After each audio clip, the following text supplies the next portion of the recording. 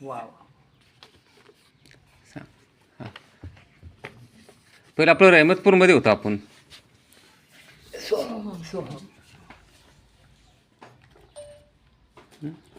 रायमतपूरमध्ये हं. राहायचो. हं.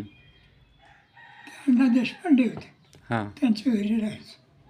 आणि तिकडे रोहिडेश्वराचं मंदिर आहे. रोकडेश्वर.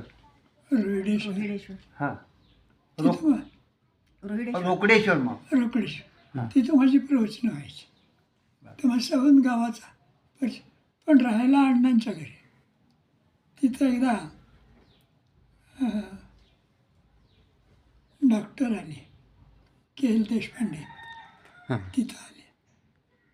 मला म्हणले अण्णासाहेब आमच्या घरी चला. म्हणलं अण्णांना विचारा.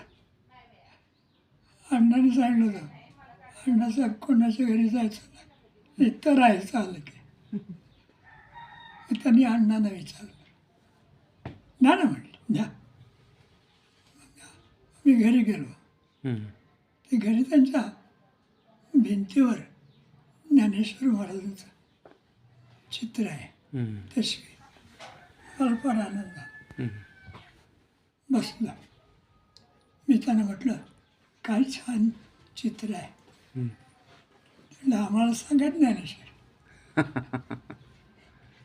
तिथं मी तासभर ज्ञानेश्वरीचा मग त्यांचा माझा परिचय झाला. तो कायमचा शेवटपर्यंत परिचय. मला घेऊन एकदा ते रानांतरीला गेले. हं. किंवा बुलढाणा जिल्हा. बुलढाणा जिल्हा. बोल. नंतर सद्गुरूंच्या चरणाखाली म्हणून एक ग्रंथ आहे, तो मी सगळा अभ्यासला होता पूर्णपणे. एकदा मला ते घेऊन रानांतरीला गेले. तिथली सगळी स्थानं पाहिली. जांभोऱ्याला घेऊन गेले, सगळी स्थानं पाहिली. माझ्याबरोबर ते विनोबांच्याकडे आले. माझ्याबरोबर ते गगनगडवर गगनगिरी महाराजांच्याकडे गगनगिरी आले. महाराज. हं. असे आम्ही खूप बरोबर फिरलो. तर हे जे महाराज होते गजानन महाराज गुप्ते, गुप्ते नाशिक. तर ते लहानपणी त्यांची आई वारली.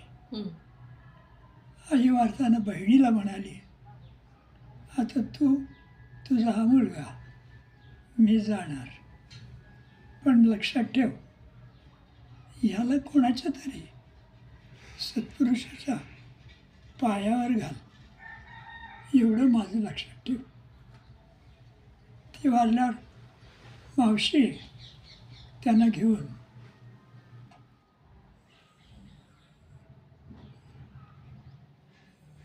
रानांतरीला गेली. तिथे एक सत्पुरुष होते, त्याचे परमहंस नाव त्यांचं. रामकृष्ण परमहंस. हं. नाही, रामकृष्ण परमहंस. त्यांच्याकडे नेलं. हे आपले परमानंद नारायण सर. नारायण सती सर. त्यांच्याकडे नेलं.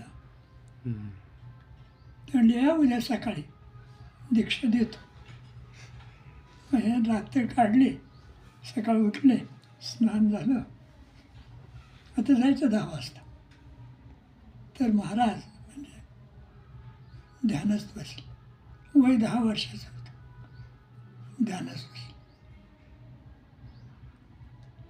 तर मावशीने ठरवलं यांचं ध्यान संपलं की जायचं. ते ध्यानात असताना मत्स्यनाथ प्रगट झाले तिथे. म्हणजे असा हात केला.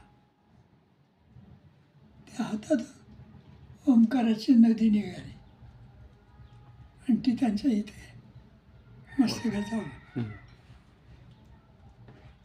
त्यांना काय अनुभव आला असेल तर त्यांना माहीत, हं. तुम्हाला मला माहीत नाही.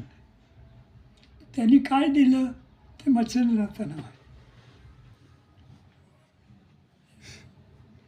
15-20 मिनिटानंतर मत्स्यनाथ अदृश्य झाले. हे 8 ठिकाणी वाकडे होते, वाकडी अगदी अशक्त होते, बोलणं कठीण. मग गुरुदेवांच्याकडे नेलं. ते म्हणले मिळालं सगळं. मच्छिंद्रनाथांनी दिलं. असे साक्षात्कार हे फार फार महान असतात. हम्म. समजले की नाही. नानासाहेब पाठक ते साधक होते. साधक काळामध्ये त्यांना काय अनुभव येईना. समजले की नाही. ते एका पर्वतावर साधना करायची. काय अनुभव येईना. शेवटी त्यांना वाटलं आपलं काय खरं नाही, आपलं काय खरं नाही. म्हणून त्याने ठरवलं दरीत उडी टाकायची. आणि दरीत उडी गेले असे उडी टाकायला गेले तर तुकाराम महाराजांनी ओढलं हात लागल. ओढलं मागे. ते म्हणले उडी टाकायला आलंस, ये कुसुम, तुला बसायचं कठीणच. ये. हळू या हळू या. तिच्या तंत्राप्रमाणे हो ती बस मागं टेकून.